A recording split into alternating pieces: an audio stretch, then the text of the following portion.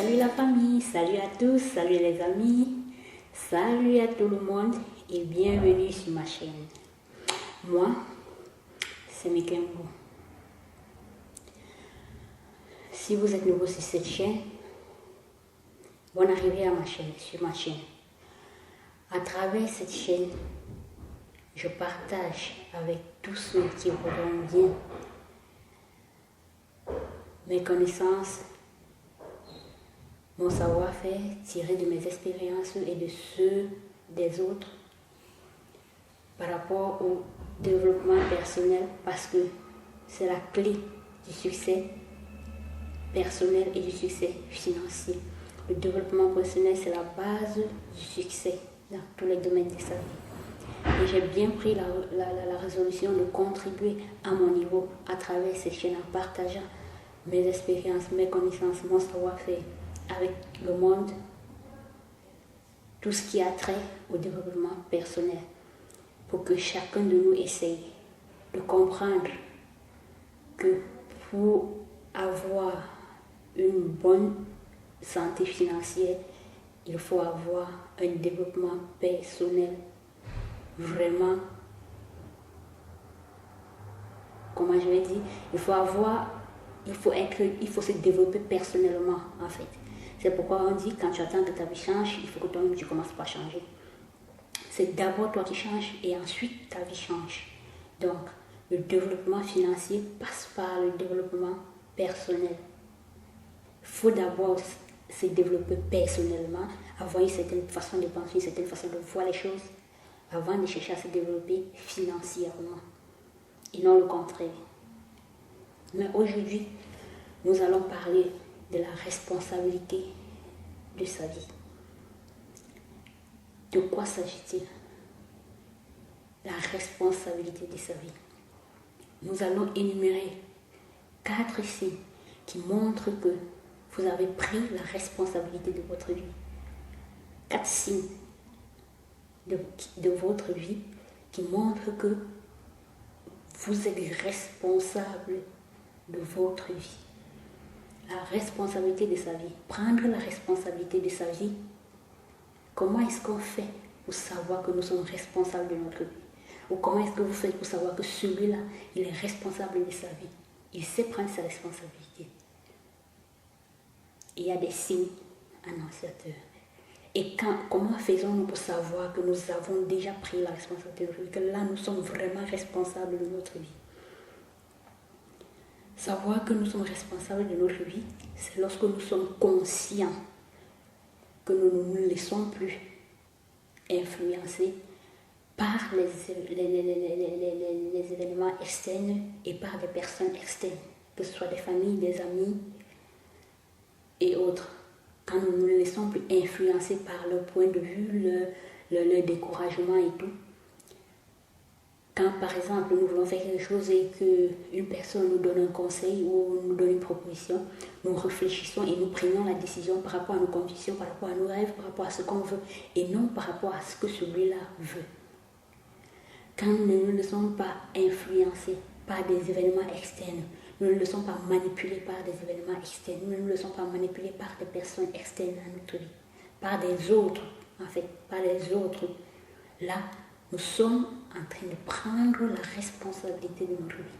Mais tant que nous nous laissons encore influencer par des événements externes, par des personnes autres, quand c'est eux qui ont le monopole de notre vie, nous agissons en fonction de ce qu'ils veulent, en fonction de l'influence qu'ils ont sur notre vie.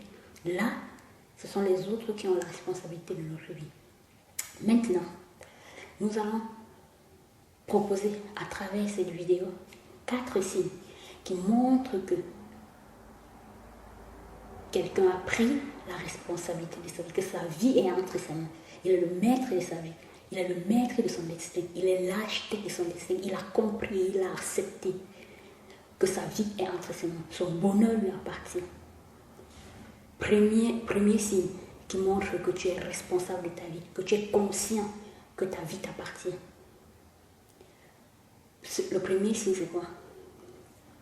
Quand vous ne vous laissez pas manipuler par les autres, quand vous agissez en fonction de vos convictions, en fonction de vos rêves, en fonction de votre vouloir. Quand vous agissez en fonction de ce que vous aimez, c'est le premier signe qui montre que vous êtes responsable de votre vie. Vous êtes responsable de votre vie. Vous ne vivez pas pour les autres, mais vous vivez pour vous.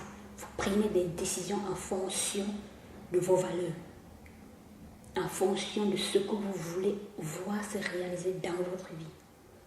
Ça, c'est le premier signe qui montre que vous avez pris la responsabilité de votre vie. Je vais prendre un exemple banal et simple qui coule très souvent.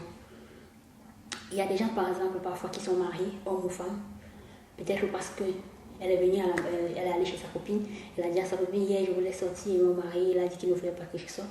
Et sa copine qui dit, ah, et tu as accepté, tu n'es pas sorti, tu te laisses manipuler par ton mari et toi tu rentres à la maison. Le lendemain, ou le même jour même, tu commences à crier sur ton mari, ah, la prochaine fois que je vais vouloir sortir, si tu m'interdis de sortir, moi je vais sortir. Et la prochaine fois qu'il le fait, tu t'entêtes à sortir. Ça, tu te fais manipuler par ta copine. Parce que tu ne fais pas ce que ton cœur veut. Tu ne fais pas ce que tu as décidé de faire, mais ce que ta copine a voulu que tu fasses. Et vice versa pour les hommes. Un homme, par exemple, que son ami vient à la maison le trouver peut-être en train de laver les assiettes de sa femme à faire le ménage. Et son ami lui dira, oh, mon ami, tu te fais commander par un homme, tu te fais manipuler par une femme, pardon. Et le lendemain, quand sa femme lui dit, chérie, s'il te plaît, est-ce que tu peux me donner un coup de main à faire ci ou ça? Et il se met à crier sa femme jusqu'à la taper même. Là, il se fait manipuler par son ami. Il fait ce que son ami veut qu'il fasse. Et non ce qu'il veut faire de son propre gré. C'est son ami qui dirigeait sa vie. Et non lui. Et demain, s'il y a divorce dans son foyer, son ami, lui, sera dans son foyer, il sera heureux. Et lui qui a chassé sa femme, suivant les conseils de son ami, sera malheureux. C'est ça, prendre la responsabilité de sa vie. Agir en fonction de tes convictions, en fonction de ce que tu veux, en fonction de ce que tu recherches, et non en fonction de ce que les gens veulent que tu fasses ou que tu sois. Ça, c'est la première chose. Maintenant, la deuxième chose, le deuxième point qui montre que nous avons pris la responsabilité de notre vie, que nous sommes responsables de notre vie, responsables de notre destin, c'est arrêter de nous plaindre à tort et à travers. Quand vous vous plaignez le moins possible, quand vous ne vous plaignez pas exagérément dans tout ce qui vous arrive au quotidien de votre vie, toujours plainte sur plainte, ça montre que vous êtes responsable de votre vie. Ça montre que votre vie vous appartient. Vous avez compris que vous êtes l'architecte de votre destinée. Parce qu'à trop se plaindre, c'est donner la responsabilité de sa vie à quelqu'un d'autre. Je vais prendre un exemple banal et concret même. Nous les Africains, nous avons tendance à trop nous plaindre. Oh, c'est l'Occident qui avait fait ci, ce sont les Ci qui avaient fait ça, ou c'est telle personne qui est responsable de ceci. Nous sommes-nous déjà posé la question à savoir, dans tout ce que les autres ont fait, dans tout ce qui nous arrive, quelle est notre part de responsabilité dans ça? Point d'interrogation. Non. Toujours à pointer le doigt sur l'autre, toujours à se plaindre et à se plaindre, plainte sur plainte, on finit par oublier de chercher les solutions à nos problèmes. Lorsque nous avons compris que les plaintes ne nous résolvent aucun problème, que les plaintes ne résolvent aucun problème, et que nous sommes maîtres de notre destin, et face à un problème, nous devons chercher la solution au lieu de nous plaindre, là, nous avons amélioré notre vie. Nous avons apporté une valeur ajoutée à notre vie. Nous devenons de plus en plus une personne de valeur.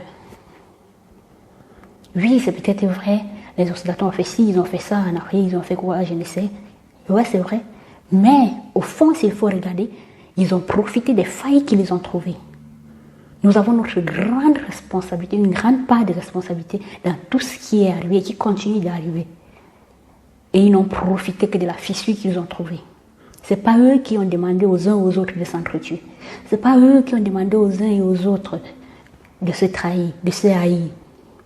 Et même si c'est eux qui les avaient demandé, Où est ta part d'intelligence? Tu es un homme comme lui. Tu réfléchis, tu es intelligent, tu as tout ce qu'il a. Pourquoi est-ce qu'il te demande de le faire et tu ne peux pas le faire? C'est pour dire que c'est lui qui a la responsabilité de ta vie. Il fait de ta vie ce qu'il veut et non ce que toi tu veux. Et comment veux-tu être heureux si c'est quelqu'un d'autre qui doit manipuler, diriger ta vie et faire d'elle ce qu'elle veut? C'est pour dire que tu vis la vie des autres et non la tienne et jamais tu ne seras heureuse parce que tu ne vis pas la vie de tes rêves. C'est simplement ça. Et tant que nous ne l'avons pas encore compris, ça sera très compliqué d'être heureux là où nous sommes dans ce que nous faisons.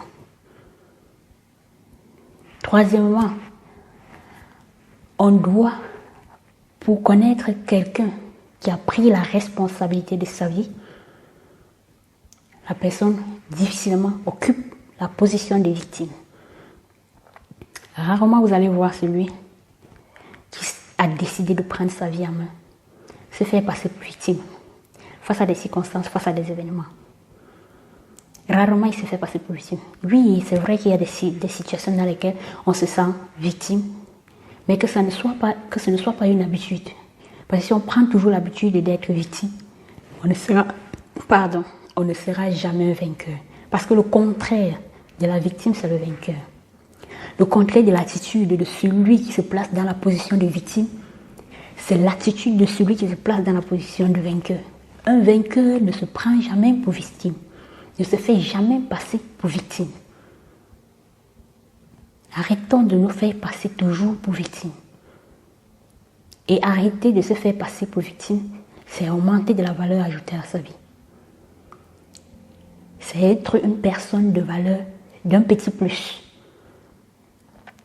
C'est apprendre à prendre ses responsabilités face à une situation et non à chercher qui est responsable, qui est coupable.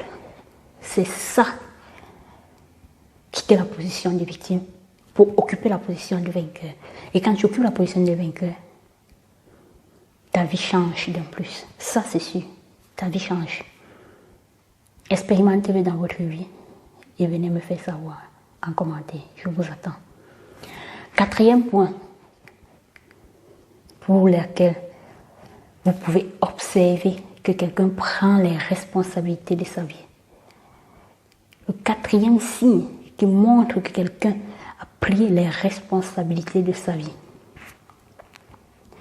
Il trouve rarement des justificatifs face à ses erreurs, face à ses fautes. Il les assume. Quand on parle d'un responsable, c'est quelqu'un qui sait assumer ses décisions, ses erreurs, ses dits. Il ne trouve pas toujours des justificatifs et des excuses face à ses fautes. Il sait les assumer. Je vais vous prendre un exemple. Par exemple, vous travaillez quelque part, vous êtes sur la gestion d'un projet et subitement on vient vous dire qu'il y a eu erreur quelque part sur ce que vous avez fait, sur votre travail. Vous prenez, vous regardez et vous dites « Ah ouais, j'ai faussé ici ». Et vous reprenez la ligne, c'est-à-dire vous corrigez la faute. Là, vous amenez les gens à vous respecter. Parce que ça montre que vous êtes responsable. Ça montre votre maturité. Ça montre que vous savez assumer vos erreurs, vos fautes. Non seulement vous attirez du respect, mais vous attirez de la confiance. Mais quelqu'un qui est toujours en train de vouloir tout justifier comme bêtise, comme erreur, comme faute, rarement assume. Rarement il assume. Rarement il assume ses fautes, il assume ses bêtises. Parce qu'il va toujours trouver un justificatif à ça. Et tant que tu trouves toujours un justificatif à ta bêtise, la probabilité que la bêtise se répète est élevée. Parce que là, tu ne prends pas conscience de la faute que tu as commise. Pour que tu prennes conscience de la faute que tu as commise, il faut que tu acceptes que tu as commis cette faute-là. Et une fois que tu as accepté la faute, la répéter sera difficile. Parce que tu seras plus attentif à cette faute-là. En fait, c'est de ça qu'il s'agit.